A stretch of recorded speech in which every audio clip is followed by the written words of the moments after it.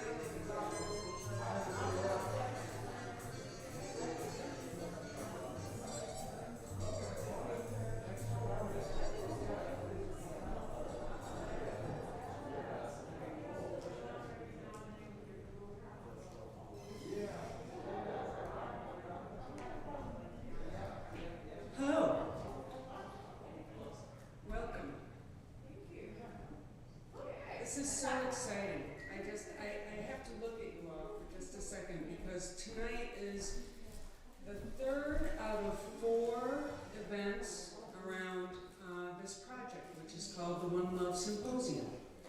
Oh, Elvin, get the survey cards. Pass them around. So this project started about in August 2021. And it started with sort of the culmination of watching the Trump years unfold and the great frustrations that we started to feel, especially when the pandemic hit and we were all trapped at home with our children, having to have them watch us either do nothing or do something. And this was a way to do something. So the One Love Symposium is it's an innovative model for the collection and consideration of community input. And this model is all about engaging youth. And it sort of started around the idea, what do public service workers need to know to be good at their jobs? And it was pushed forward by the murder of George Floyd, which was sort of the culminating experience of all those things, where I'm sitting there trapped in our house, looking at my son, thinking, I have to participate. So I did some work on a task force to create a police oversight commission. And I was a classroom teacher for 17 years. And around the research that I did, I found there was a lot of relationship between what healthcare workers need to know how to do. And it's all about this, what it became about for me was the point of service moment. The moment where you're faced with somebody who's different than you. And your job is to serve them. And how do you assess what they need? So the thing that I want to do is to create a professional learning tool to help people in those positions do their job better, to meet difference without fear, with a curious mind, and with a goal to be entirely helpful. I think we can do better. Now, I could have written this thing myself, but because I don't think that would have any legitimacy, because there are lots of professional learning tools written by people that have lots of degrees. I think a real professional learning tool that addresses difference has to be community sourced. So to do this thing, I had that idea, and then I went to a bunch of out-of-school time programs, and I asked kids if they wanted to be involved. And we have 3 of those young people here today. If you would stand up, please. I want them to see you because it's awesome that you're here. Let them honor you. You did it.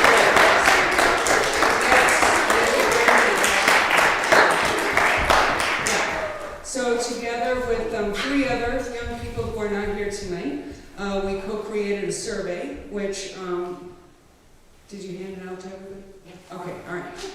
There is a link and also a QR code. Please fill out our survey that these young people and I created to try and begin the process of building a body of community-sourced information. Our goal ultimately is to create this professional learning tool. It's going to take a long time.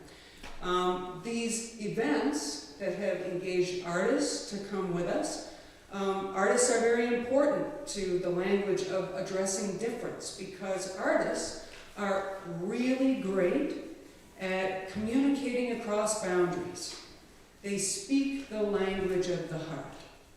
They communicate in the language of universal human values. So we want to learn from artists.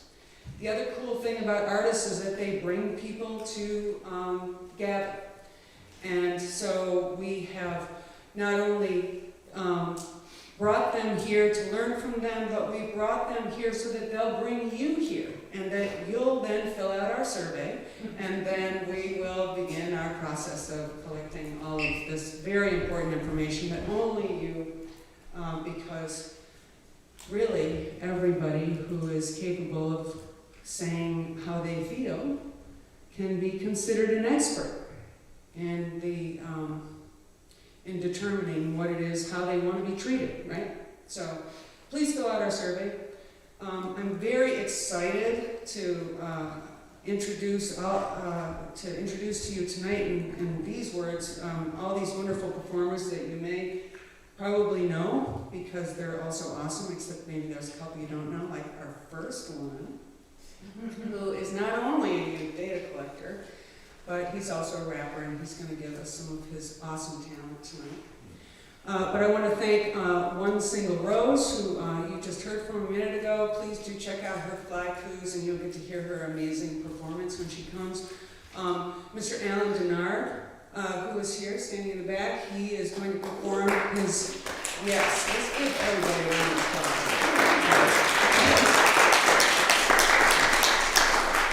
Awesome, amazing Detroit activist, trumpeter, many things. And his work is going to be performed here after Jalen. And while he's performing, Mr. Lamar Sanders, local artist here, is going to be creating a work of art based on that experience, which will be available for auction to support ongoing work with the One Love Symposium.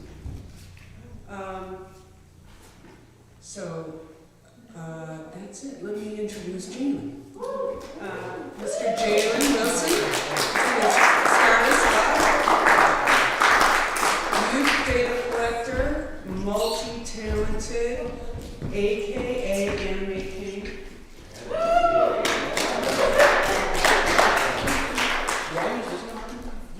Let's go. Hi, everybody. How y'all doing? I mess with that heavy. I'm ready.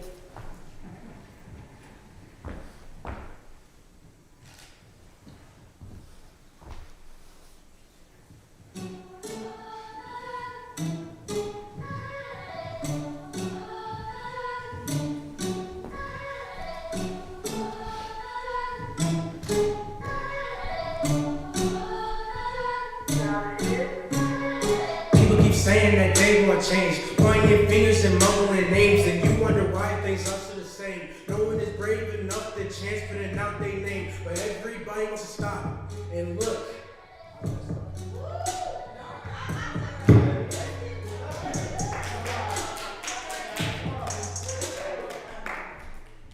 And thank you all for coming here tonight. I just want to introduce, it's like a minute ago never happened.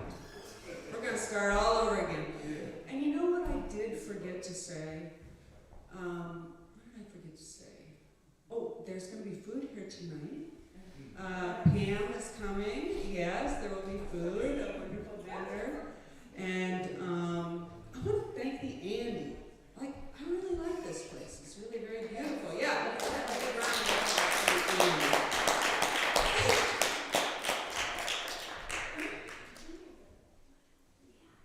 It's funny, when you work with young people, there are all kinds of things that happen, right? Like, it's a really special, important experience. And patience is super important. But we have it, right? We have patience. And so I'm going to ask our fantastic sound man, Devin, to bring up the music for about 5 minutes. And I'm going to encourage you to check out One Single Rose. If you want to fly coo. Look, there's my nephew. Isn't that great? All the people that came. Yeah!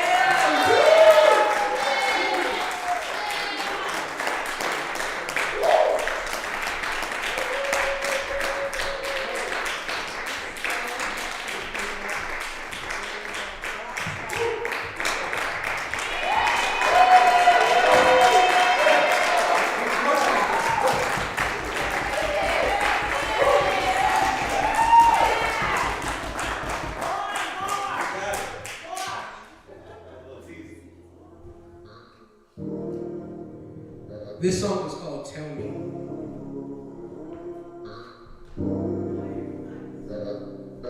Tell me why you tried. Tell me why you can't cry. Tell me why you can't talk about your past and only mine. Tell me why you're dead inside. Tell me all your pain. Tell me about your dead weight. Tell me your secrets in your mind. And in my mind that foreverly binding. Never again, never to be unwinding. Try to give me a talk. I want you to try it. Cause every time I open up, everyone just leaves. Or stares with that dumb look on their face. Why would you tell me open up if you had nothing to say? But it's fine, I'm good, don't worry, I'm okay. Crazy, that's what I'm into depressed people say. But we keep it to ourselves anyway.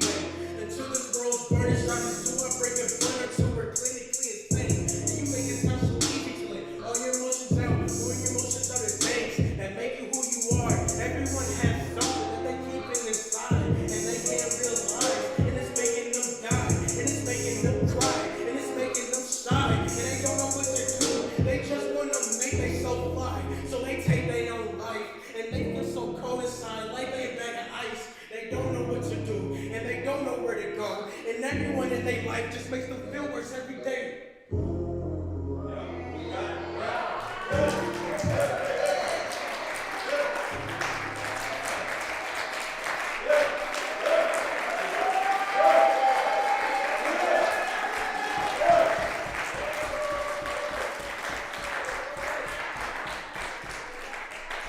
That was so great.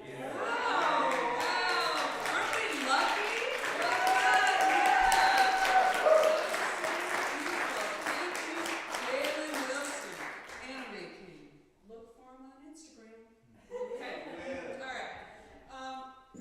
We're going to begin our musical presentation of jazz, right? We had our music for rap. Is that what I'm calling that? Help me, I'm old. Okay. Lamar is going to be doing some music or some art, and we're going to have Alan Denard and his band come up. We're just going to take a minute here in between. Pam is on her way with the food, and Devin, you can bring up a little ambient music while our musicians get set up here. And thank you for your patience in between these moments.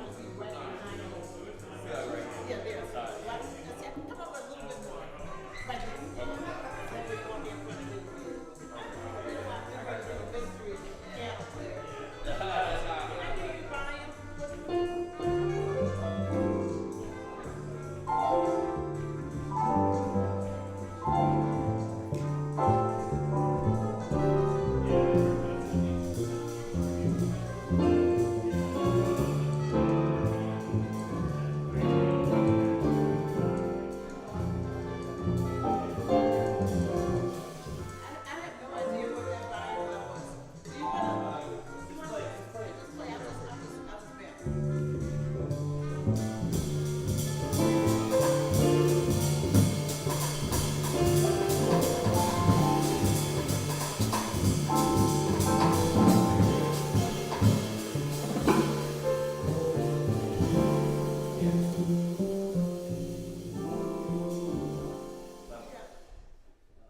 we got Dave Sharp. We can make Dave Sharp tell us our vibe. I thought it was good. What did you think? I thought it sounded good. See, he thought Hey, I Dave appreciate you, thought he brother. was getting a night off, but not really. Yeah, right? No nights off for you. No.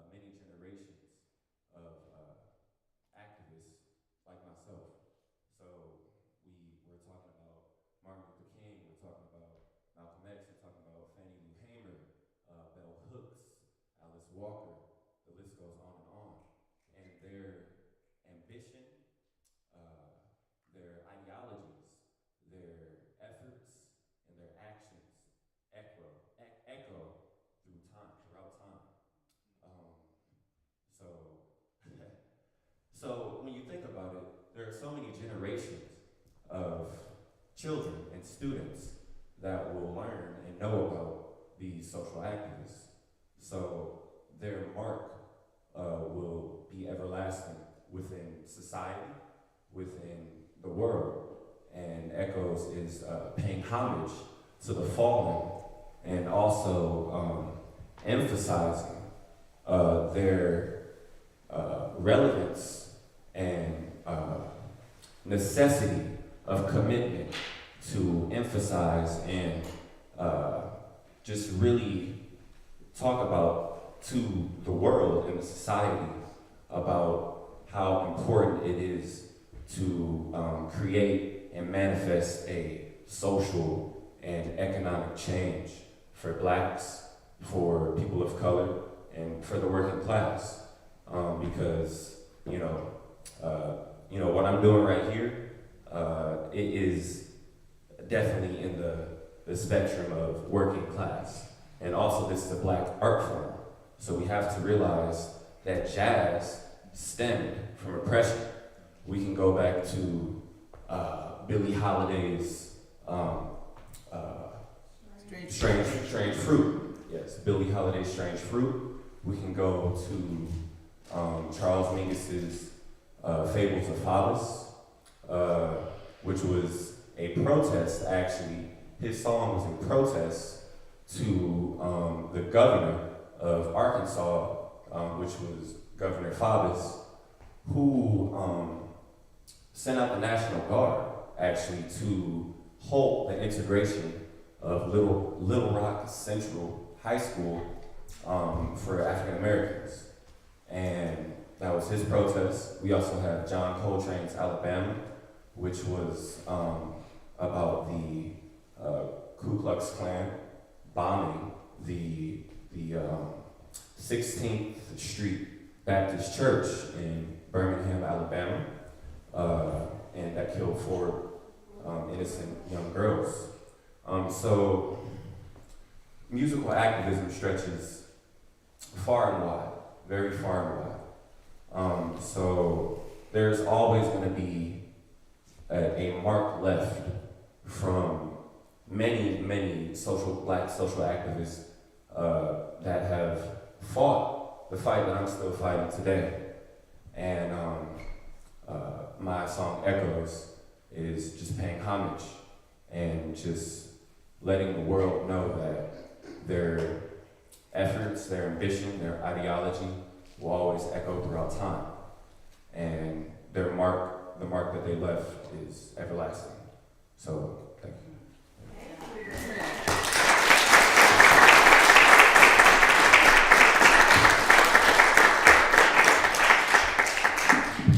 So, when I was looking for artists to be part of this event, I put out a call. Actually, Jennifer, will you come up and I want to introduce somebody who's a really important thought partner in this project. In our earlier event, she didn't get a chance to talk, so why don't you introduce how we did this, all right? So, wait, Jennifer Pollard.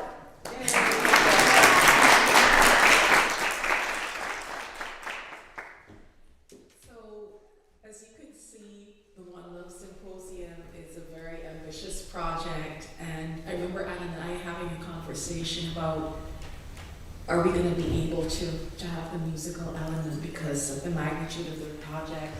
And I thought, this is a must. This is in addition to love being in this project or central to this project, I thought this music piece has to happen. I was so enthused about it, so I encouraged her. We had some conversations. There were other people that mentioned Alan's name, but definitely it was a name that was on the top of my list too, because I had followed his work, protest work, articles that had been written about him, and I'm really happy, Alan, that you decided to share with us tonight in this small gathering, but hopefully to many who are watching. Thank you for sharing the inspiration behind the song, very resonant. hopefully inspiring each of us also to really learn a lot more about those whose echoes still remain. Hopefully the echoes will be more profoundly felt as we learn more about these figures as well. So, Alan, thank you, Marion, thank you, David, thank you, Leroy. It's really good to be in this house. Thank you to the hosts as well. I think that's all I have to say, Adam. Thank you for inviting me to be involved in this journey with you. I really have a belief that this will become a movement, and really overjoyed that we are in this place that is here to bless artists. This, I think, is a signal moment, and I feel like we're going to see a lot more spin-off of this coming together. Thank you.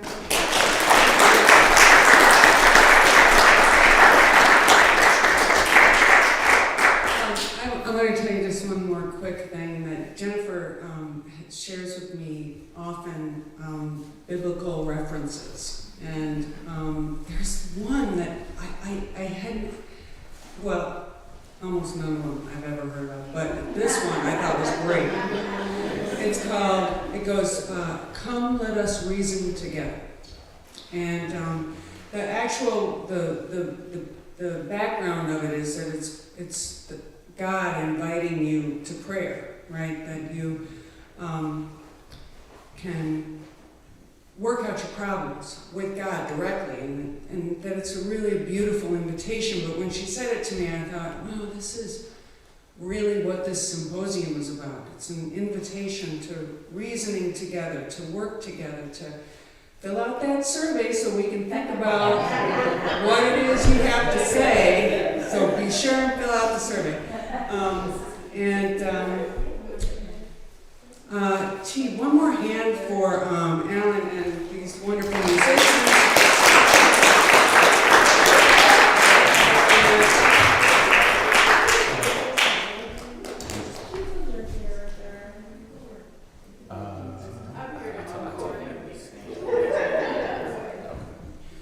So now, this is not over, because we have two amazing poetesses.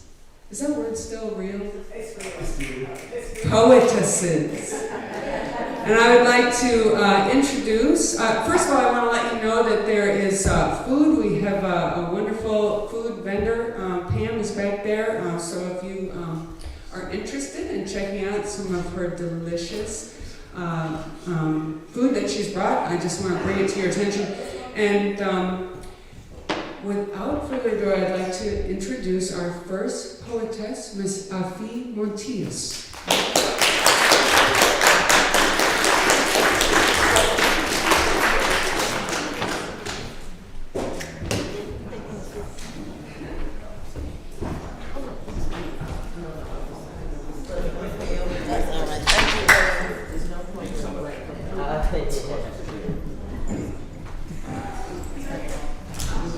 Peace, y'all. Hey. Thank you. I'm 5'3". So I'm 5'3". What up, though? Y'all good? Peace. Thanks for having me, Anna, and thank y'all for coming out. We in Detroit. It's a little cold tonight. But at least the snow was yesterday. It's a great vibe in here. I'm gonna say a quick poem and bring my homegirl up.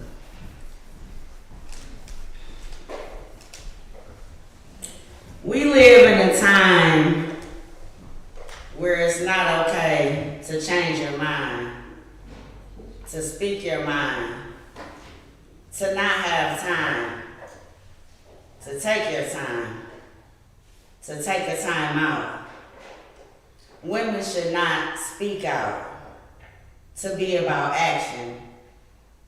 Ladies are not deserving of satisfaction. Instead, we are expected to be planning, to not be demanding, to just be quiet, silent, docile. Feeling as old as a fossil, oh, these old bones, and we request to be left alone, or to chit chat on the phone, or to be in a different time zone. It's weird that we want a vacation. Dealing with blatant assault, judgment with no forgiveness, then we are under prosecution. Living in a world full of delusion, where people draw their own conclusions, hanging on to amendments from an outdated constitution. Thank you for letting us vote. In a country where we weren't allowed to say no, or yes, or maybe, or I guess, sigh, I digress. Let me sit down, back down. I am a woman now, today, yesterday, tomorrow, forever. We hold hands until forever, until our time arrives. We were taught to survive, to thrive, to raise babies, to be ladies, to be strong, yet dainty. Men always ask me why I look so mean.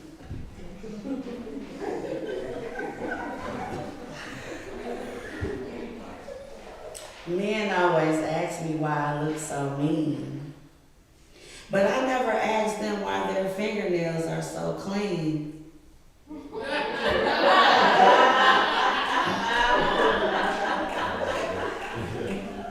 Can you cook? Can you read a book?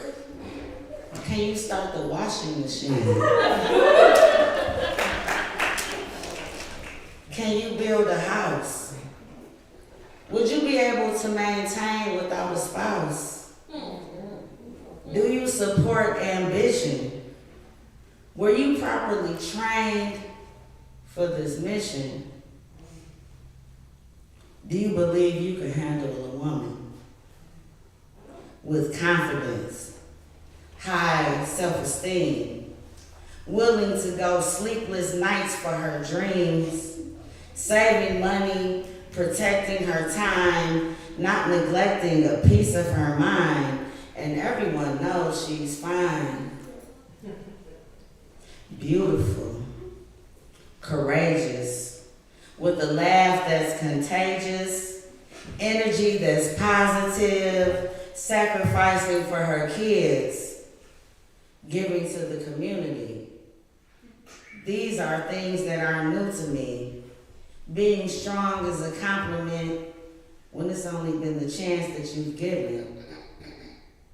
Woman, a responsibility first, then comes the decision. Thank y'all.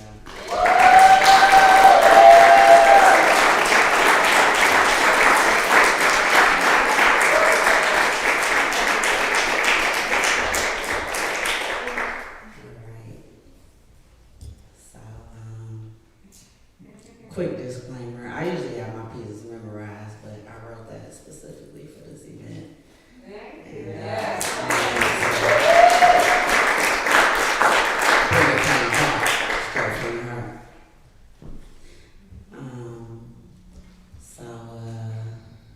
We have poets.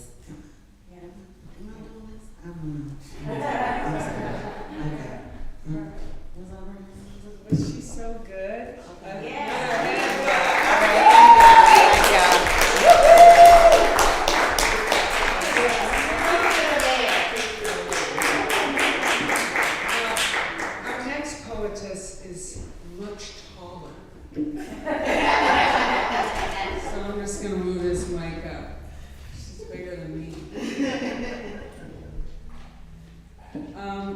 So I want to point out that, you know, one of the cool things about this project is that there are so many people that have contributed to it that have written original work for it.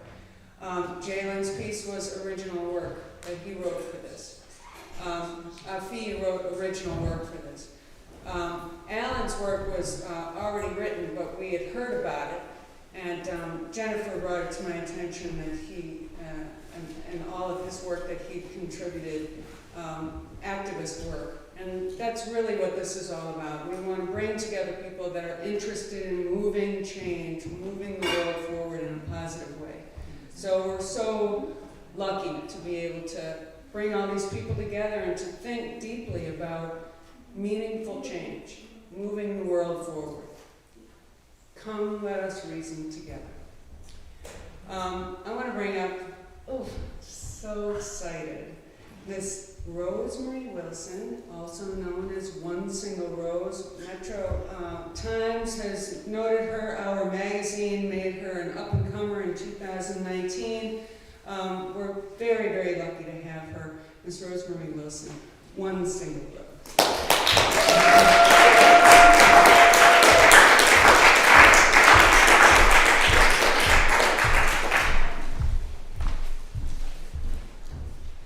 Perfect.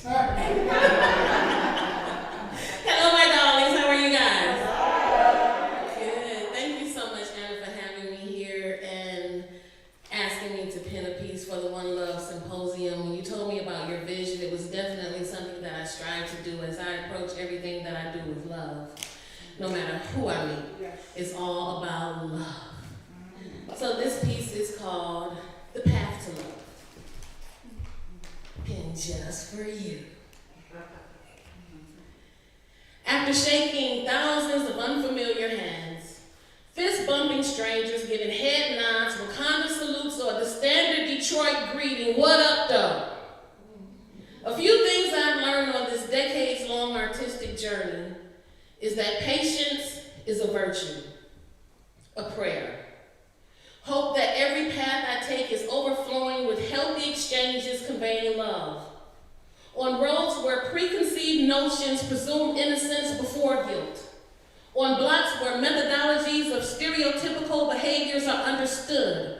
While driving on avenues where color doesn't matter, as we slow down when we see yellow, speeding up on the green when some judgment gets clouded by those who stop, only seeing red. We're maneuvering side by side in separate lanes, rushing for seats at imaginary tables where individuals serve equal portions, sip communion from one holy grail,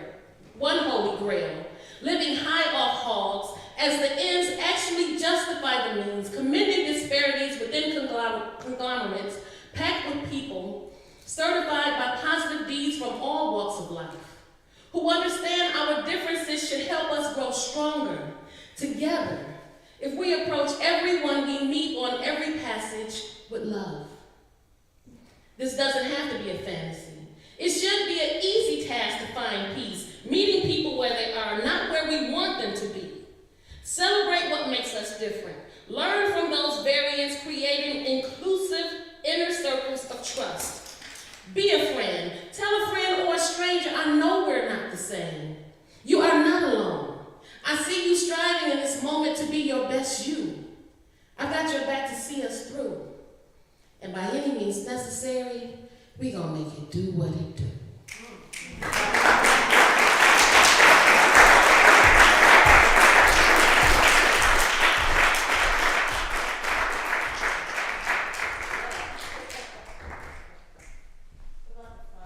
Thank you so much.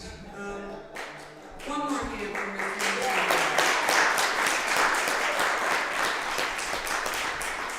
Now, we're going to take a short break. I want to point you to Ms. Pam, and she's got meatloaf, mashed potatoes, and greens, delicious. And also, I want to put out a sheet to give you an opportunity to purchase Mr. Lamar Sanders' work of art that he's busy finishing up. And then we had just one little bit more, we wanted to have a little bit of a conversation before we leave here tonight. We had a few questions we wanted to ask some of our artists.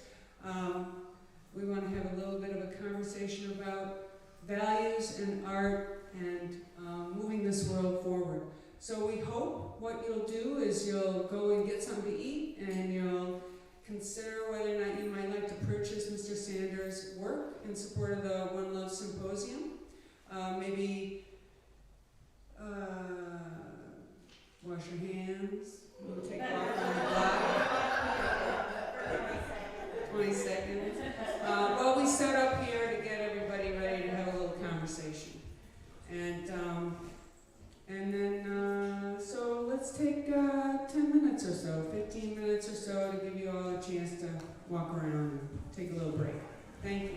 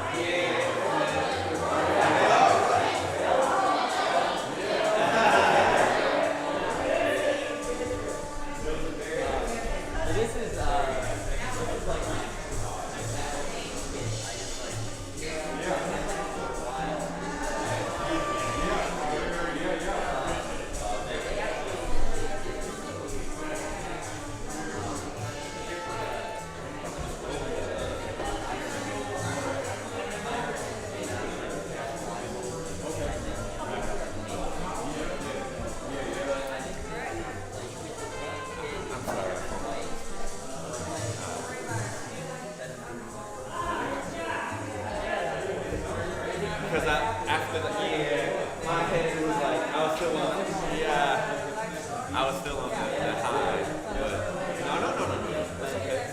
Oh, thank you. Did I do okay?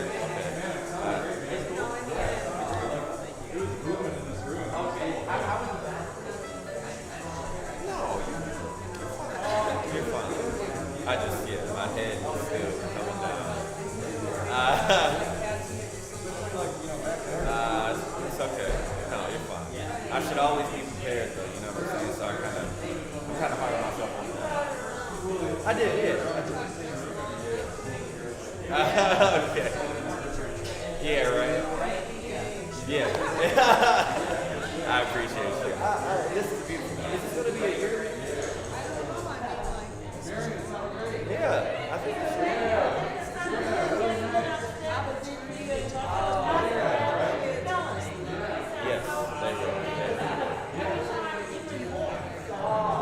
Man, I had to go out there and be like, yo,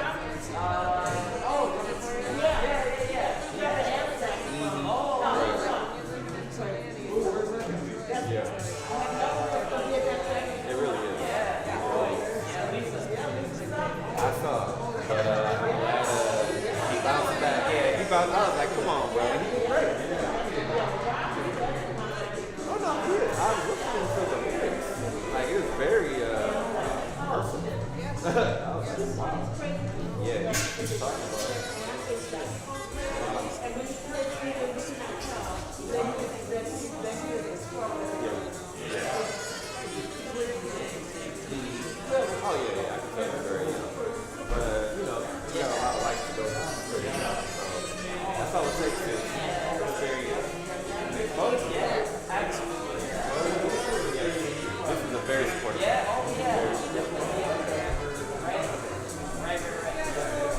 Is there any way I can see this after the live? Okay. I get to see live. No.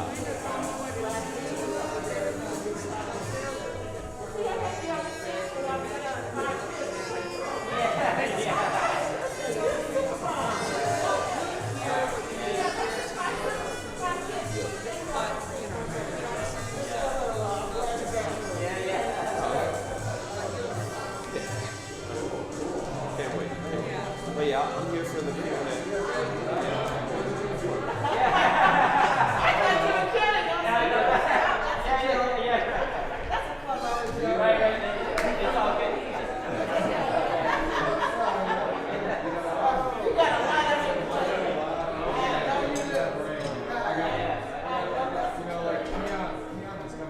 Well, he's coming tomorrow. Is he already here? Where is he coming from? Oh, is he coming in? It's Friday. It's Friday tomorrow. Oh, okay, so he's at his place. I was trying to figure out.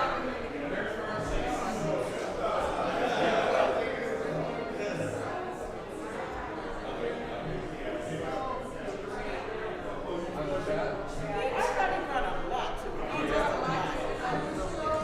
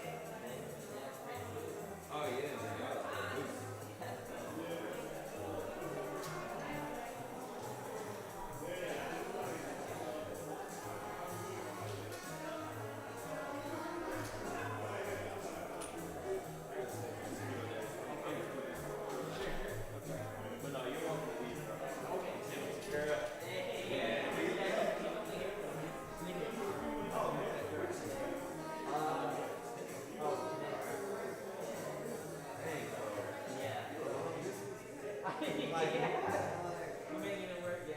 yeah. So we're gonna try to see you next month. Figure that out. I need you at least once a week. Right? Like to see your presence. Yeah, no, absolutely. Like, you know, but How are they doing with your girl? I mean, you know, the work schedule, you know, all of that, you know. But, amazing.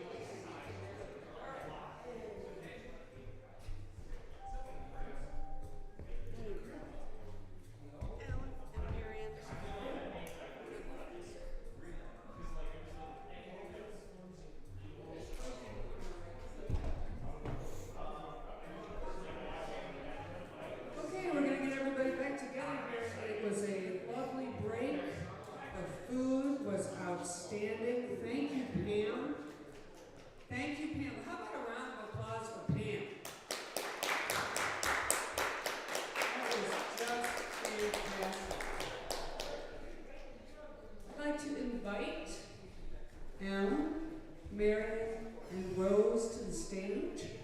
We got a few questions for you, radical activist artists. They're coming.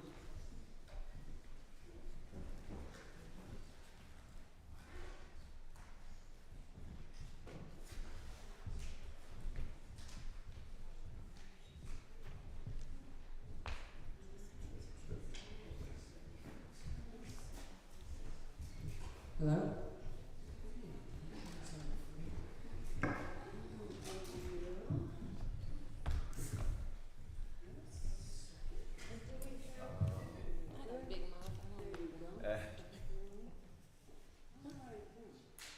No, you can keep that. I can project. It's okay. Yeah, I was gonna say, Yeah. why don't you keep that, we can just pass these. Yeah. Yeah.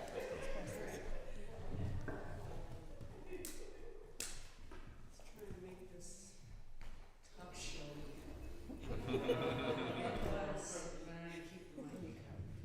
All right, a big part of this event has been the discussions that go along with the arts, because the arts bring the people, and then we are able to have the meaningful discussions once the people are gathered.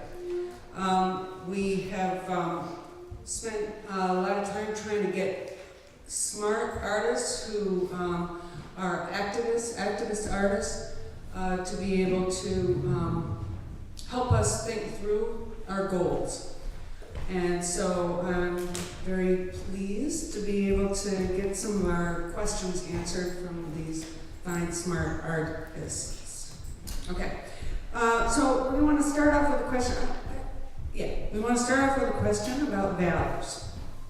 We talk about values because many futurists have discussed the importance and the need of clarifying our values as we begin to shape our approach to the future. Our current societal values were built during a different time.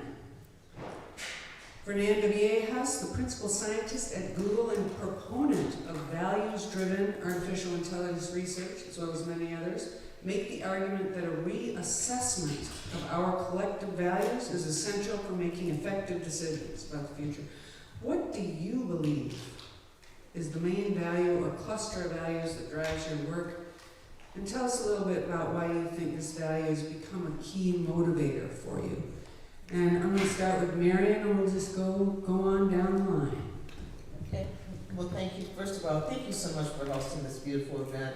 And let's give Anna a clap for stepping up and pursuing something that's really just so critically important with the One Love Symposium. I actually have given some thought to this, and I think one of the things that really means a lot to me as an artist, my values are there are two things. One is I feel really deeply a lot of deep gratitude to the legacy of music that has come from Detroit. These musicians, men and women, gave me a lot, and they gave it to me what I would call extra institutionally. In other words, they were not necessarily they were community scholars, but they were not scholars in the sense of academia. But these were people that were very scholarly and very knowledgeable about their approach to music, their understanding of music, in terms of how deeply it impacts the community and how deeply it impacts the world. And so one of my real values is to be able to continue the legacy of music here, and also to be able to expand upon that. And so when I create, I think a lot about what was given to me. I think a lot about the creative sacrifices that people made. That people were actually creative warriors. One of my dear mentors, a man named Ken Cox, who was a very brilliant pianist and composer, actually had a band called the Guerrilla Jam Band. So I mean, he really thought about us as musicians as being really people that were out there, being the warriors, being the cultural warriors. And so I consider being part of this legacy to really be on the front line of the wars culturally, you know, that we go on and we fight to make things right for people, for everyone in many different ways, and that there's a way that we fight as cultural warriors, that we engage with people, that we tell people stories, that we continue legacies, and then we also expand. And so that's one of my core values is be deeply engaged in legacy, and also to continue to expand that. Well, I definitely agree with Marion, the expansion of legacy. But one of my core values that I think will that benefits the longevity and prosperity of the Black community, and also the music that Blacks have created, is freedom. And when we talk about freedom, we talk about equity, but freedom to be creative, freedom to live in a comfortable, content manner, socially and economically. And I think that when you have the freedom to live and be the person that you want to be, without any restrictions from the government and from any type of oppressive force outside, the outer oppressive force, I feel like you can, you have the potential and can grasp the potential of truly becoming the person that you want to be without any outside backlash or any outside force that is telling you that you can't be that. Because we have a lot of, for me it all starts with education, and there's a lot of Black education that is obscured within this country. I have friends that don't know who Fannie Lou Hamer is. And she fought for voting rights. And we see today the struggle of voting rights within the Black community, what's going on in Texas and all of that. So there are many disparities within my community, Detroit, and other impoverished areas that are people of color and Black that really don't know what type of oppression is at play, because it all starts with education. And when you don't have the education, you don't have the knowledge to know how to fight back. So I think freedom is a very core value of really becoming the person that you're supposed to be, because there should be no one that from any outside source that tells you how you should be and how you should develop as a person, because we all have individuality, but at the same time, we are under a system that says, no, you should not grow and develop to be in that way as a Black person, as a person of color, even the working class. When I talk about working class, we're talking about working at McDonald's, y'all. We're talking about working at Target, like all these small jobs, but at the same time, these small jobs they make a community function. We don't understand how important these jobs, such as just even just a cashier or just a bartender, like we go to these people to escape reality. You know what I'm saying? Or to just enjoy life just a little bit more. So these are the types of things and just disparities that are at play within Black communities and impoverished communities that our community don't think about, because they don't have the right guidance, or they don't have the knowledge, because it has been obscured from us for many, many years. This goes back to the Jim Crow era. This goes back to the slave codes, black codes. Like, we have been oppressed to such a extreme magnitude that we don't even care about finding the information anymore, you know, because now we have social media, right? We have the internet, we have TikTok. We care about things that distract us and not things that enhance and develop our knowledge and our growth as human beings. Well said, well said. Are we doing this? Yeah. Yes. I got about. Oh, I'm sorry. I'm sorry. It's okay. I'm so sorry. In the trance. Yes.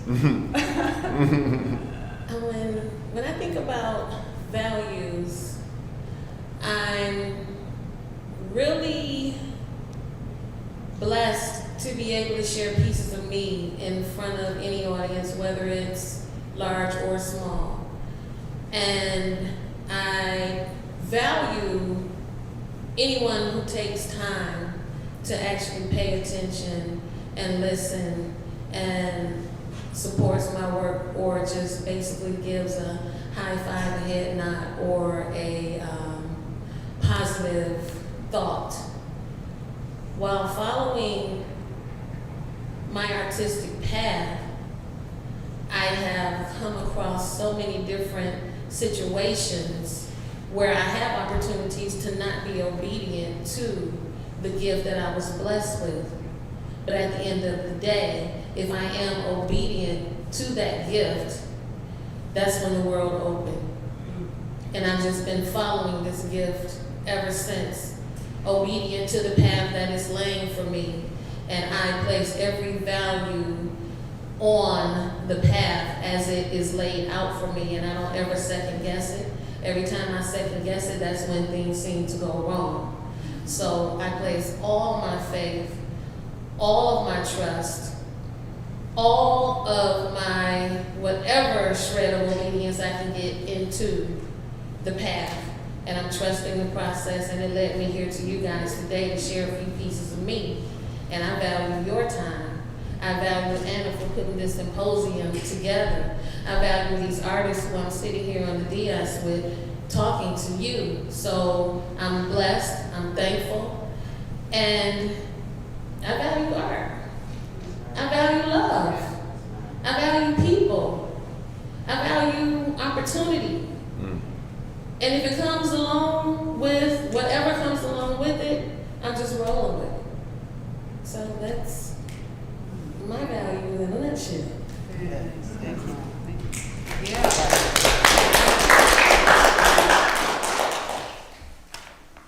All right, boy, let's see if we can do that again. All right. When we discuss values, when we discuss values in art, we are not only implying a relationship, but perhaps an obligation for art to be political. And it's interesting, earlier we had a conversation, Marion, you mentioned that it is the obligation of the artist to be political.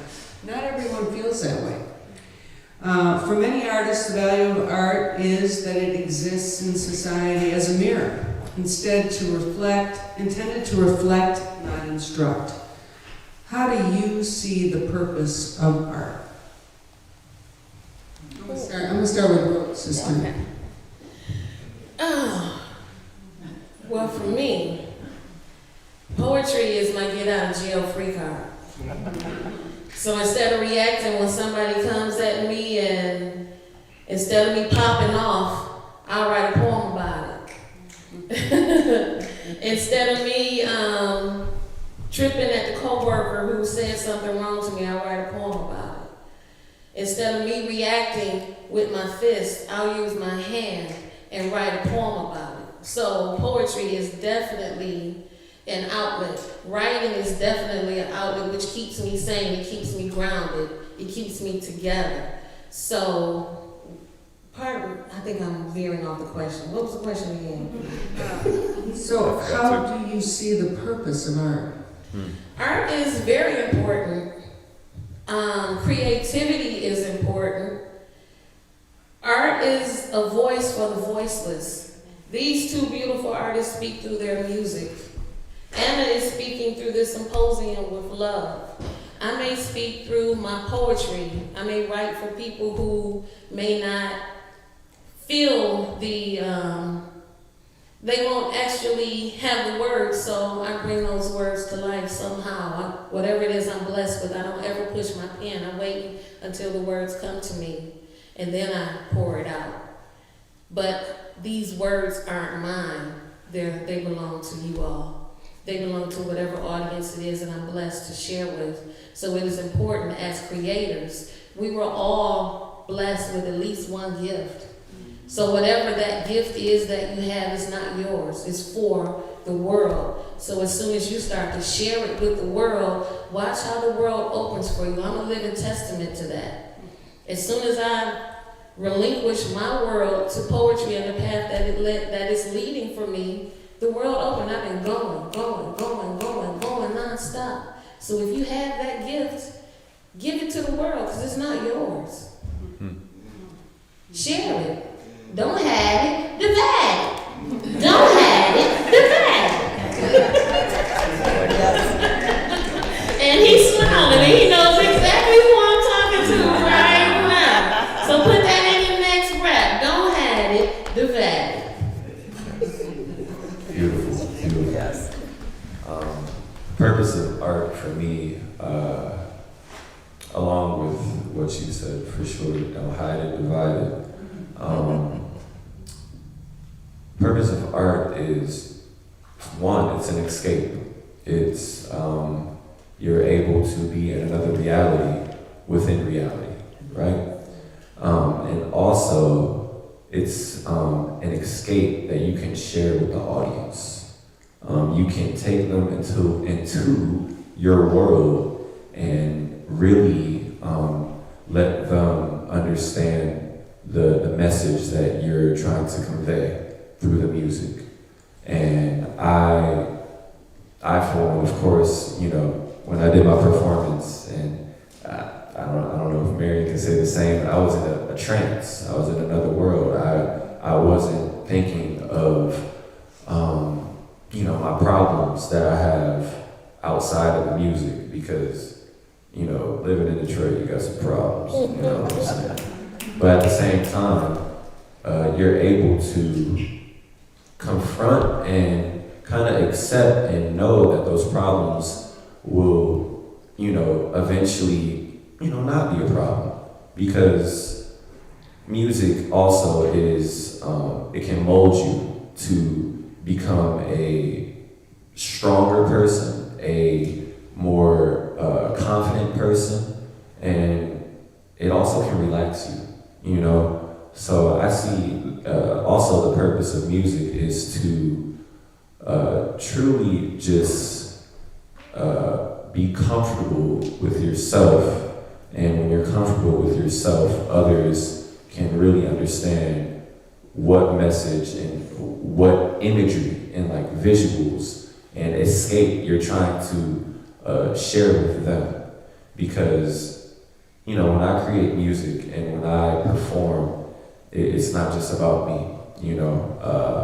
I'm not trying to play to empty chairs, you know what I'm saying? And also, when I see people actually enjoying my music, that also adds to the high, you know, when I'm performing. So it's a trade-off, but it's also our energies are kind of coinciding with one another and intertwining. And I just appreciate the energy that I get from the audience when I am trying to perform my art. Because for me, art is something that, like you said, I'm trying to give it to the world. And I'm not trying to be selfish with any riff I play, any note I play. When I play a note through that trumpet, when I play at the piano, or when I'm composing a song, I'm actually trying to relate with what other people are going through. And if I can do that, I know that I really accomplished something with my art. So.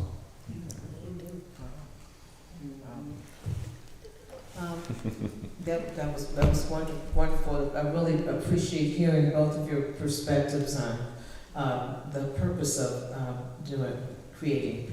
I think for me, a lot of my purpose, I find my composing is particularly, certainly as a writer, someone who plays and composes. A lot of what I do is very narrative based. I'm usually trying to tell a story. I have some story that is in my mind, something that I think has some sort of universal message, and I'm trying to compose music coming from that.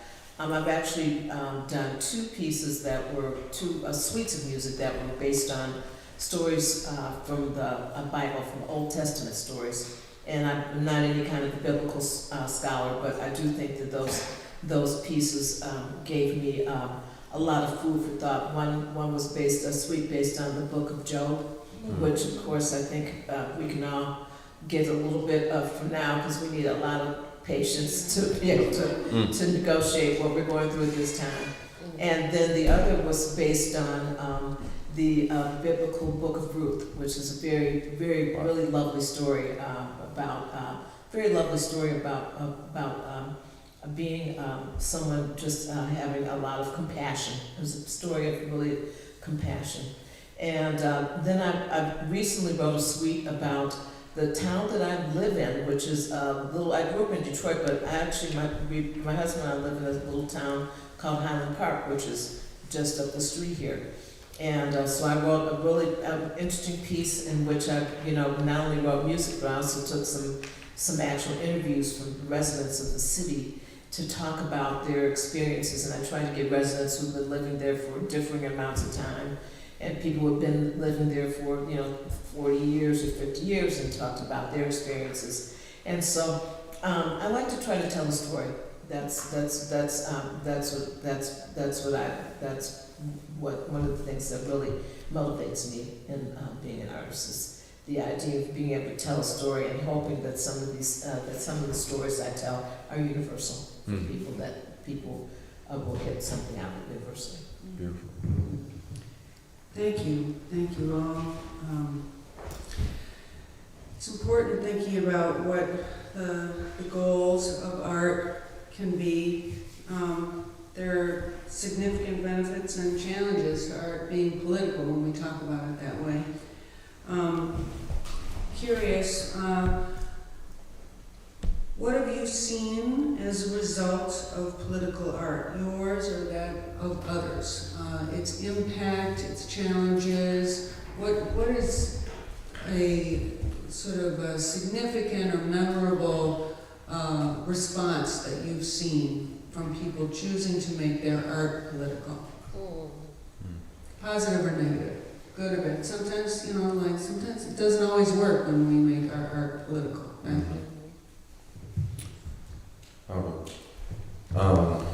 So like I said earlier, you have Billie Holiday's Strange Fruit, you have Charles Mingus's Fables and Fathers, and you can even go into more contemporary music with Marvin Gaye's Inner City Blues.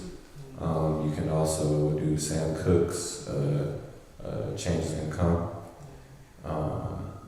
and even James Brown, Black and I'm Proud, and also Public Enemy, Fight the Power. They became targets when they did these songs. They became like the government targeted them and tried to black them out of the media. So I will say, when you're trying to do musical activism and make your music political, there is a risk of possibly not having a career anymore. Because especially if, straight up, if you're a black artist, speaking about black prosperity and longevity, this country is rooted and based off of white supremacy, right? So they don't want to hear anything about black unity.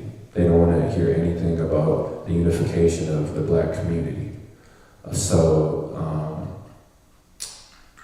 when I try to, because I'm going to make a whole album that is actually dedicated to, the Black movement and Black lives. And I'm going to name songs after Breonna Taylor, George Floyd, Tamir Rice, Michael Brown. And I know for sure that, of course, maybe a good amount of just the regular population will receive it well, but also I am an organizer within a political organization. So they're gonna put two and two together and, try to shut me down, So there are many risks to actually curating and creating music that is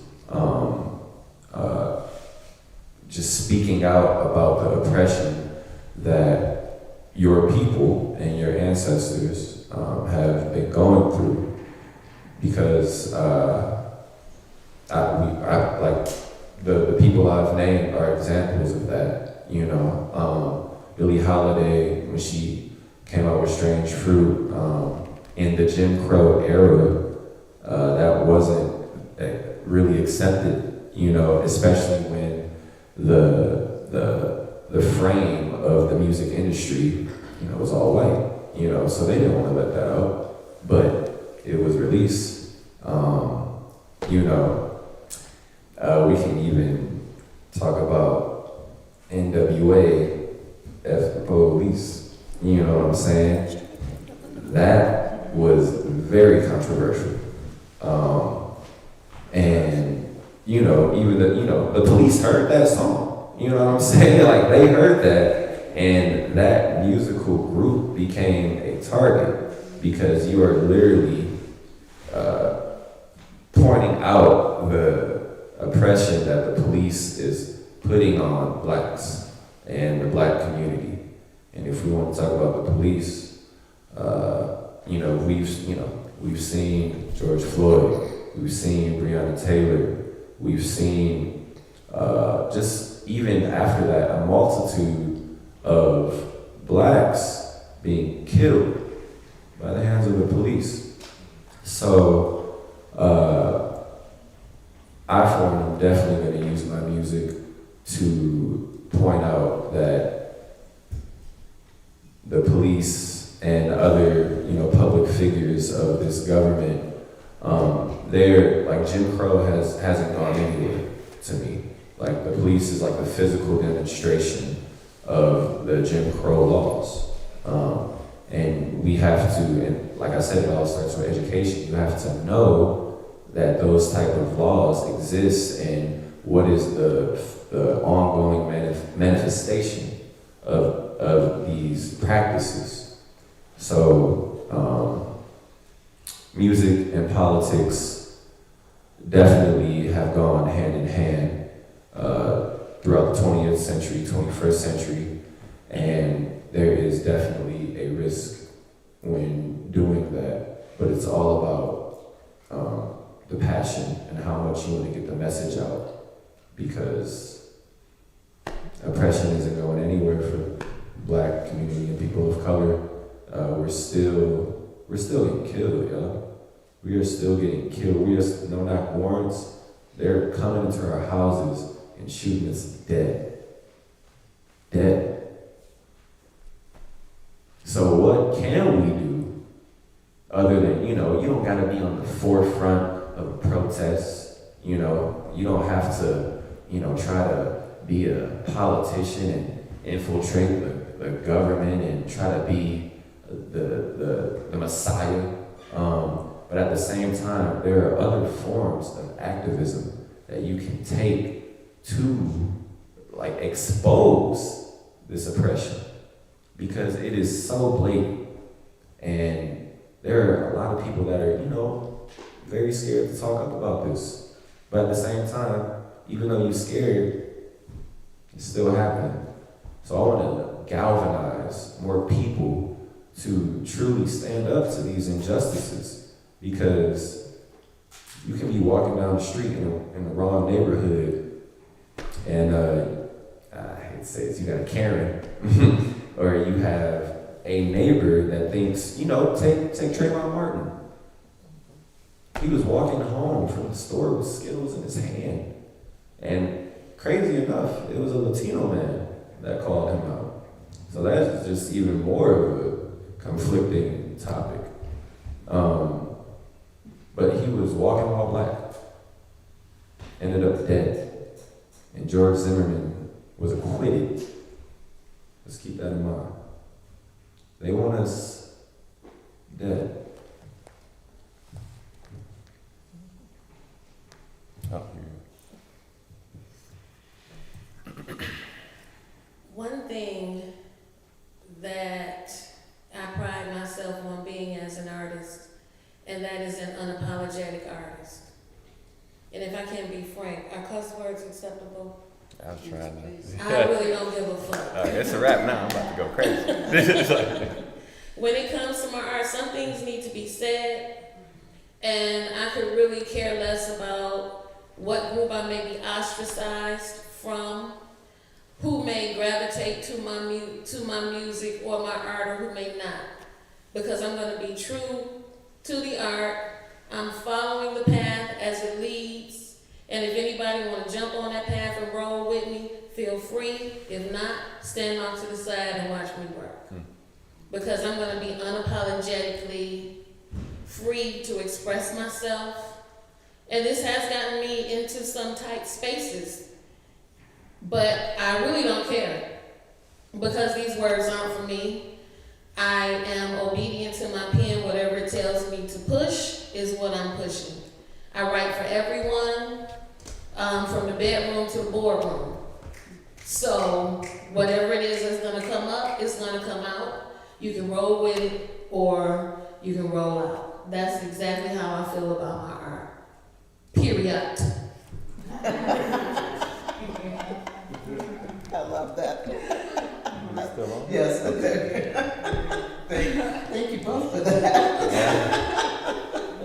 I would probably describe my what I do is what I like to say is a kind of like everyday activism.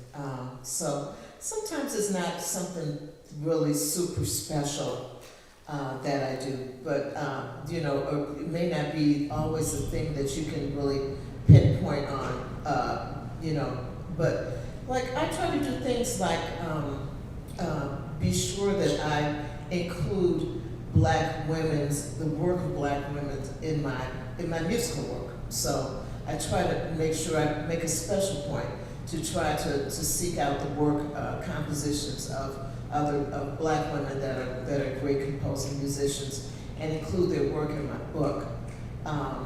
I try to do things like support young artists. That's as a form of my personal everyday activism. Support young artists that need such a thing.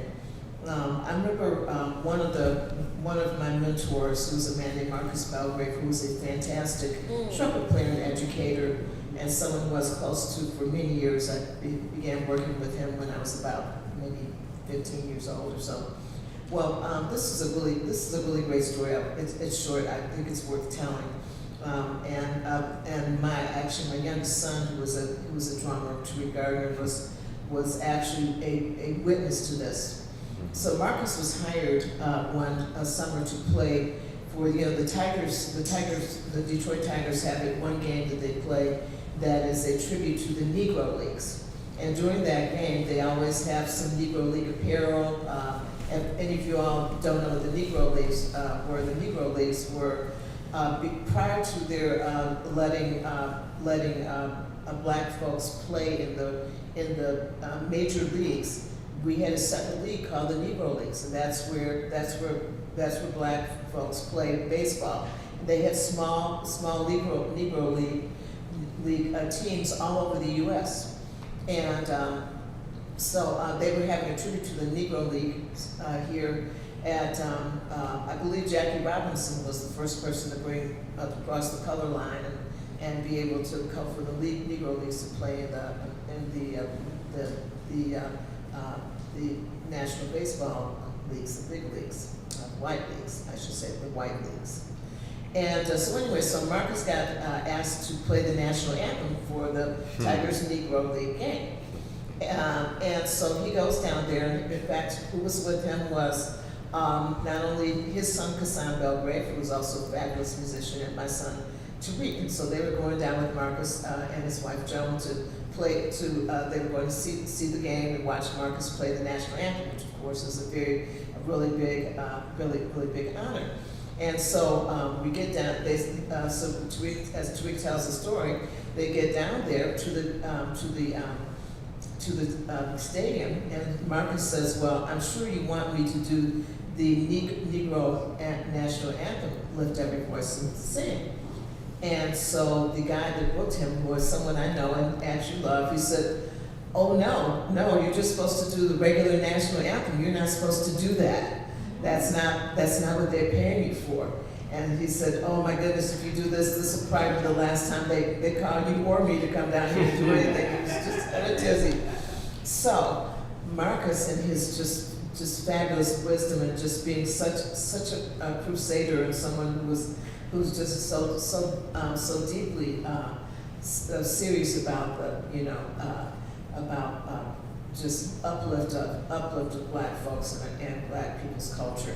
So when they finally come to do the national anthem, he gets up and he starts off with a really beautiful introduction that's a paraphrasing of "Lift Every Voice and Sing," and then he plays the national anthem.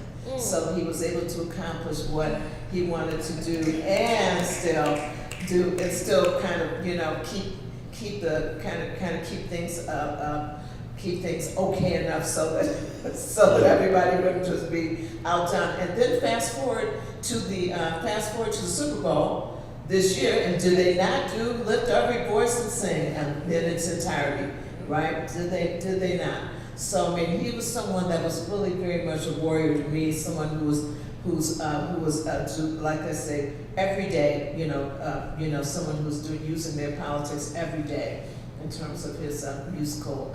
His creative process in his life of music, and I take that to heart. So I feel like I'm like try to do the everyday. See what can you do? What can I do every day to try to make that better?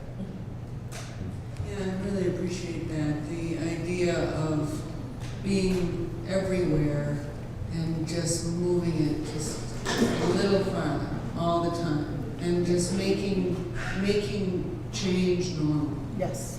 So that things do change eventually. Yeah.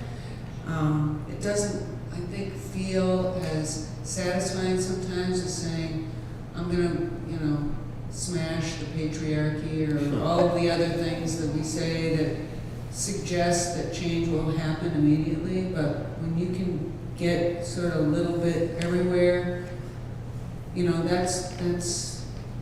that can make a big difference. That's what we hope to do with Human Services Professional Certification, and make a meaningful change that is breathing. All of a sudden it just feels normal to people that you embrace difference with a curious mind, instead of your existing concepts about what you think people ought to be. Yes, you can be like the termite, The That's termite right. just riddles, That's things You with don't even know holes, I'm and next there, thing you and all of a know, sudden it the just house falls falls down. All right, very good. All right, do you have an audience question? Yeah, Okay, go ahead. well, it's really great to hear from you all, and it's gotten my mind going and asking questions about art and its purpose and its uses, and the artist's goal. But my question is, how do you think these artists' attitudes can infiltrate society where it counts, like the One Love Symposium was talking about, the human service professional, like the doctor, the teacher, the police officer, the person who's making these key decisions.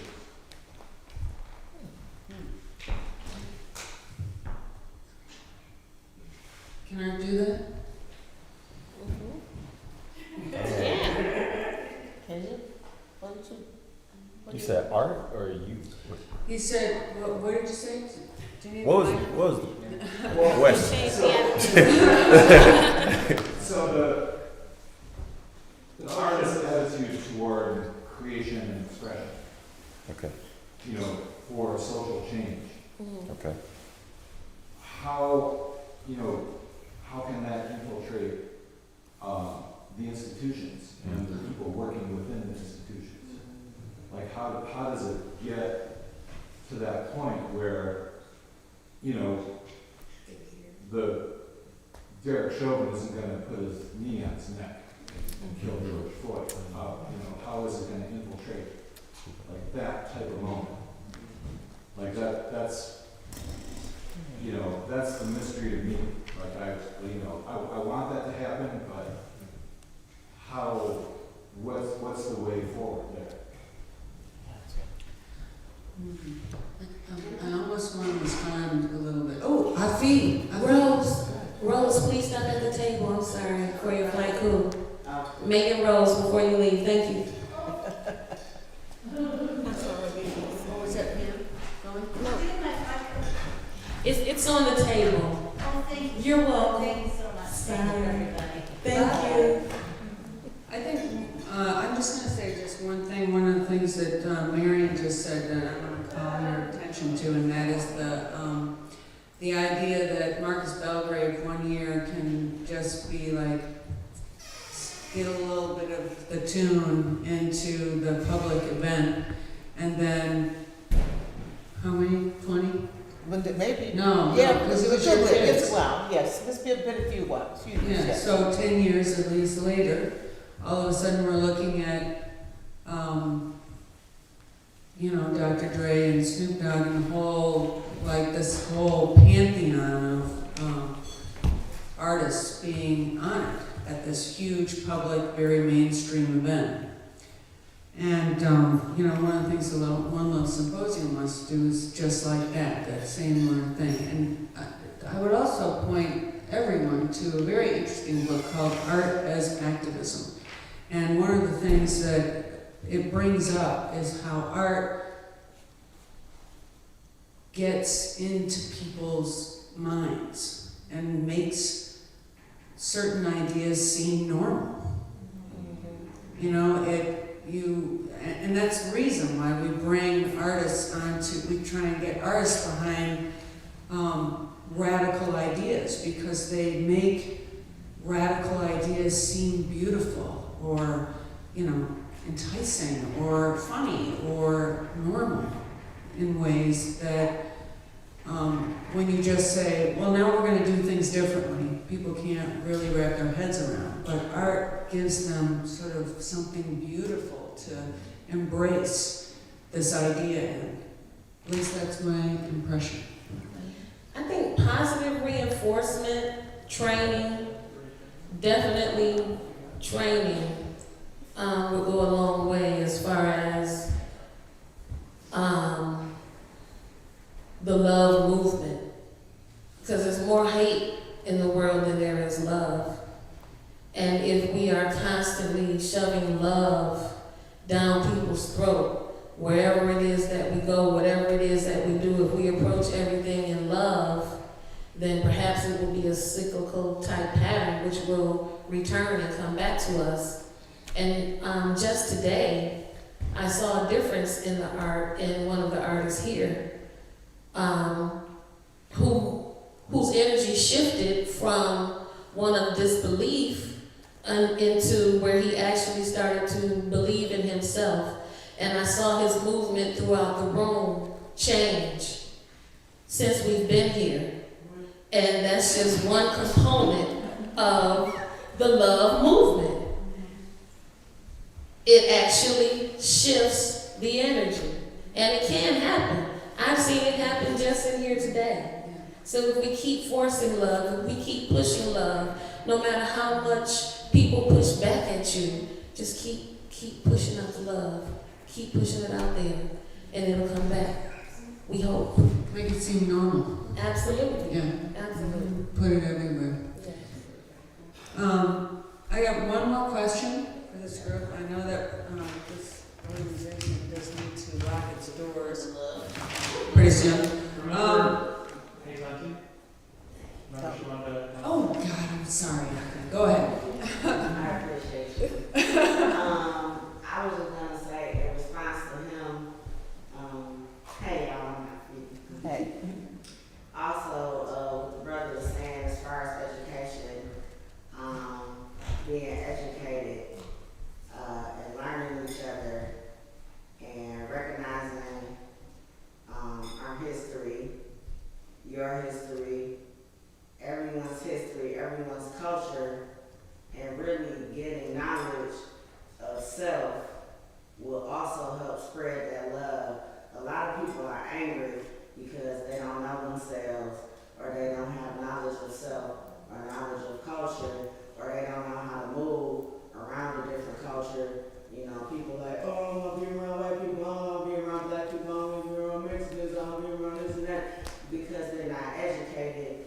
But if you get educated, you know, read some books, get in the streets, and do the streets, and do the community work, instead of just sitting back and saying what you want to do or what you think should be done, and actually getting out here and doing the footwork and getting your hands dirty and getting to know one another and going to the suburbs, not being scared to cross 8 Mile, not being scared to go to Ferndale or Worlow, not being scared to go to the east side because you're from the west side, or not being scared to go to the west side because you're from the east side, and actually getting out here and doing the work in the community and working with the kids, working with people who want to learn, who want to get into the art, and actually just stepping out there and stepping outside of your box, then that's how we can also grow together.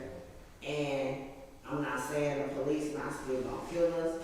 I'm not saying you might ride down on Gresham and 6 Mile and get pulled over. You might ride down on 12 Mile and Water and get pulled over. But have the knowledge to get yourself out of that situation and know that you can still make it home safely.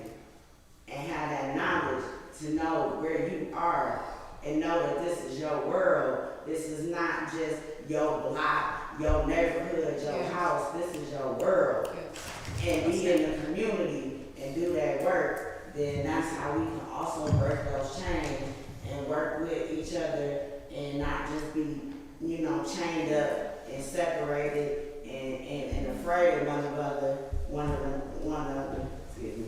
And you know, come together and for real be educated and know yourself. Yes. And get some education. And I ain't saying you gotta have a master's degree or whatever. You don't gotta do all that. You can self-educate and educate your family. No, you can educate those around you. Your children, your babies, your parents, your sister, your brother, whatever. You know, we can just try to get outside of this box where we feel like this is all we know and this is all we have and all you got is Birmingham and all I have is Finkel. It's a whole world. It's a whole world that we have to know and we have to get comfortable with and step outside of that. So that's how we can. Yeah, that's really good, and I'm hearing like these connections across, like the exposure to other people, that art provides exposure. Lamar, Yeah, and you know, what she's saying is pretty true. I found myself in a situation that I never thought I would be in. You know, I share my art in inner city circles all the time, after school programs, but I picked up a part-time teaching position in Farmington Hills at St. Fabian, and that population is Chaldean, right? And I'm like, I'm looking at myself like, okay, this didn't happen by osmosis. This is intentional. This is purpose, right? And so I see that it's been very rewarding. So it's the students, the staff, everybody is awesome and wonderful, right? And it's a nice exchange. So that's what I think she was hitting at. It's a very good exchange. Yeah. they get to look at my world and I get to look in their world and we, you know. Yeah. The power of art partly lies in both common experience, but then also the taking by surprise. Like, Mari might do something where she's up here, then she goes down here, and I'm like, oh, that hit me right in my stomach. There's something being said here. I'm also thinking about where scene theater used to train incoming professors, give them exposure to issues. And I've actually talked to incoming professors who have said, that meant something to me. That, the way that those theater players unveiled this very important issue struck me in such a different way.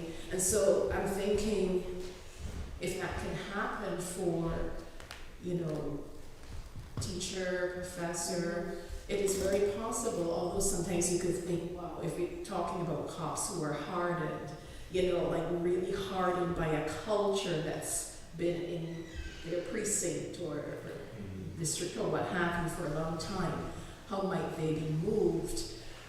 But sometimes it is in the toppling of the one and the two. I mean, we hope. But I like to think, I'm thinking of a physician back home who's a gynecologist, and what art does this man not do? He's a trained vocalist. He teaches Latin dance, he's an expert on that. He enters photography, and he is an extremely popular gynecologist. I've never heard a bad word about him. I said there has to be something in this artistic connection that is making this man who he is. I mean, how beautiful, you know? It's a small community, so you get to know all these things about people. And I said, you know, this cannot be by accident that he is rendering this beauty all over the place, however he shows up in whatever capacity. And so I think we need to dig deeper into the possibilities and have art everywhere. Like, instead of the talk shops that we have about diversity,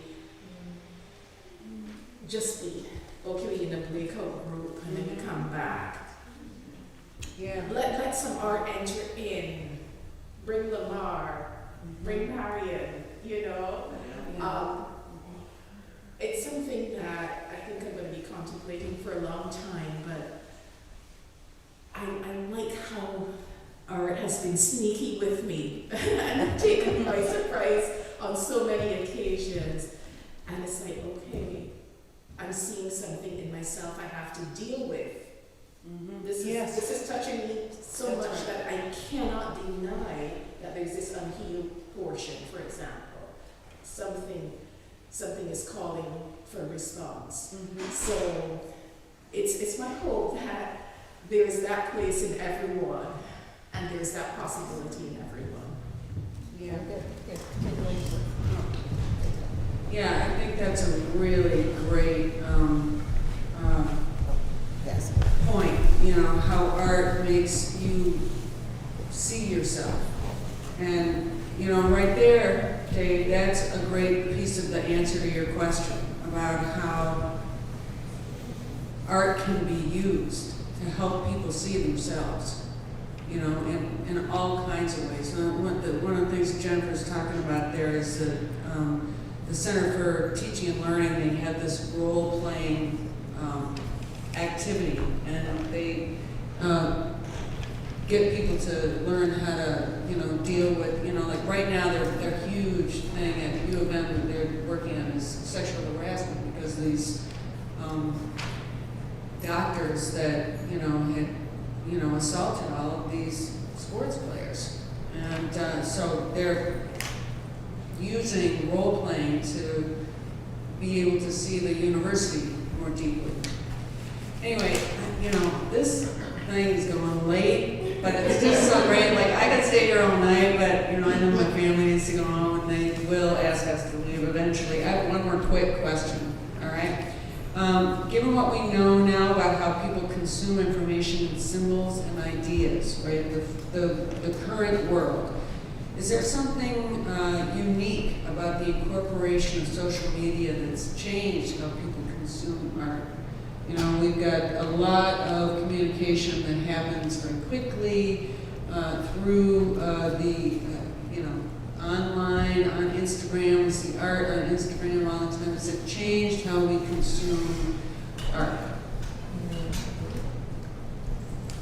I'll speak to that. I do think it's changed, having been around long enough to have seen a few different media, you know, vinyl, 8-tracks, cassettes, CDs, and then back to vinyl, plus digital streaming. I think that I see somewhat of the kind of supremacy of the image over content to a degree. I think that that our attention spans are, we have to work on increasing that, and I think they tend to be a little shorter now because we get so much information in little bursts that we forget how luxurious and how wonderful it is to sit and really contemplate on something, check something out, really let something sit on our ears for a minute to hear it. I think that also social media has had a tendency to overall lessen. You know, it has had a tendency to bring a little lessen our humanity towards one another, and it has even things that we think about as being kind of quaint, everyday ways that we are things that are polite, and people just kind of think they're polite and quaint. They actually there's a reason for them to be that. There's a certain way that those way many of them function are things that really help us to be able to at least sit and listen and give each other a moment. And some of that, I think, is being lost. I think it can be retrieved. I think that we just have to insist on humanity first in all things, and you know, and don't let the imagery and visual and the immediacy of the digital universe be there in front and center, the way we pretty much have allowed it to do. Of course, there's a lot of prompting for that. There's a lot of reasons for that. I agree. I agree with you, Marion, for sure. And overall, I just think social media has desensitized us to true art. And actually, it overall has desensitized us to just human interaction in general. Like, just the experience of a live show, you know. I feel like more people, especially in this generation, will rather, you know, see or just are more willing to accept the experience of a show or a performance being seen on TV at the Grammys or just highlights on social media, and because it's all about, you know, it's all about choreography and how and videography. That is a very huge aspect of social media and how art plays, how art is being depicted within social media. But it's a totally different experience seeing it live and really actually absorbing the energy of the artists. We don't get that through our phones. We don't get that through our computers or anything like that. And it's somewhat of a void of actually capturing the true intent of the art that is at play. So yes, social media has definitely affected the way we see art nowadays, because social media is a tool of like brainwashing, you know, because art is being seen in TikTok, art is being seen in Instagram Reels, and all these other, you know, factors at play, and we forget how to, I feel like, just manually construct art without technology, you know, so. And both of you guys are absolutely right, touching on so many areas, but for me, social media has really made people lazy. Because it's so easy for you to just basically scroll. I want to find a dope female upright bass player in Detroit. So you look for it, it's going to bring you right to Marion. I want to find a dope trumpeter who's also an activist in Detroit. It's going to bring you right to this fabulous gentleman right here. No matter what you want to find, who you're looking for, you can do that on social media. And there's so many pressures with being perfect on social media. Because you see so many people doing these performances. Oh, it's got to be perfect. I'm going to post this. Oh, I got to get this perfect selfie. I've got to create this poem and it's got to be perfect. I can't say these words in this status message for social media. So there's so much pressure and it's taking away from the actual art. Because people won't come out to physical venues when they can just find whatever it is that they're looking for on their phones. So social media is actually a blessing and it's also a curse.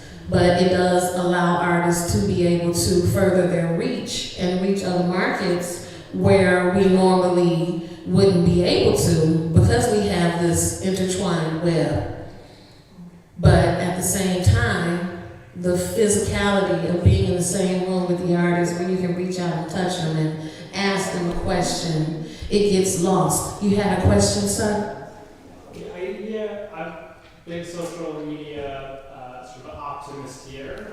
This is something me and my friends are constantly arguing That's the reason about. I asked that question. I'm about like saying, look, I'm going to show you, look at all these smart people who are going to help me tell you you're wrong. Right. I guess for me, my question is, as an artist, how have social media platforms and this sort of like increased competition in the economy of attention forced you to like push yourself as an artist, right? Because like from the consumer, like I don't create art, I just consume it. I'm like super grateful that there are now computers and algorithms that are like bringing things to me that I didn't even know how to search for because of other patterns and other things I look at. Like it is bringing me content I would never have known existed, and as a result, I have sort of like luxury to be spoiled in a sense, right? Like I am only getting a higher quality of content delivered to me more efficiently in like better bites, right? Like I don't have to, I sort of feel like there's sort of this evolution happening of what content people are willing to consume, and so how have you all as artists pushed yourselves to meet this like change in demand? Well, I'm going kicking and screaming. Okay. I really rather not. Social media is not one of my strong points. But I realize that this is where we are right now, so I'm really forcing myself to get out there. I'm really opposed to going on TikTok, but my music is there and people are creating to my music, so I feel that I should be there as well. Yeah, I mean, like it seems like your potential for reach would be increased by several orders of magnitude if like you leverage that platform. Yes, and perhaps we should have some conversations. Oh, You sound like you may be able to help me with that. I'm terrible at producing on TikTok. I'm great at consuming. I just Okay. yeah. But one thing that I have found about social media is that it's not the most talented person that gets on. It's the person that gets the most likes. So it's more about popularity than it is talent. And that seems kind of backwards to me. Yes, it's about popularity, it's about image, it's It's about visuals. And the thing is, if you don't have a social media as an artist in the 21st century, you're not seen as an artist at all. Like you're not visible. You don't like, how will people, because flyers, like actual physical flyers that we post on the poles and the streets, that's dead.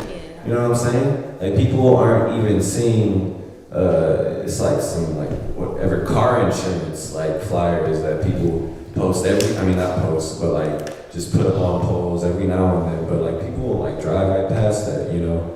The real thing that sticks with people nowadays, because phones, we have literally the internet in our pocket. You don't even need a desktop anymore. You just have the internet on you at all times. So you can see what's new at all times. And as an artist, as an entrepreneur in general, like this is the way to truly expand your reach to people and your following. That's just what it is. I'm not the best at maintaining my social media, but at the same time, I know that it's very important to have for me to network and keep connections and just stay relevant. You have to have some type of social media presence, because even a website, if you just have a website, that's not enough. People go to Instagram and Twitter and even TikTok before your website, you know? So social media is very important when it comes to being artists nowadays. I agree. I'm probably a little close to the rose on this. I do think it's important. I do think there are a number of things that are really favorable about social media. It really has. And on the one hand, it's put a lot of the power in the hands of the artists, and then on the other hand, it has put a lot of the onus and the responsibility and pressure in the hands of the artists. And those are two things that are kind of opposite. In other words, someone who has many different hats to wear, perhaps there's somebody like me, but now they teach, they perform, they tour, they record. At what point am I supposed to find the time to be actively engaged all the time with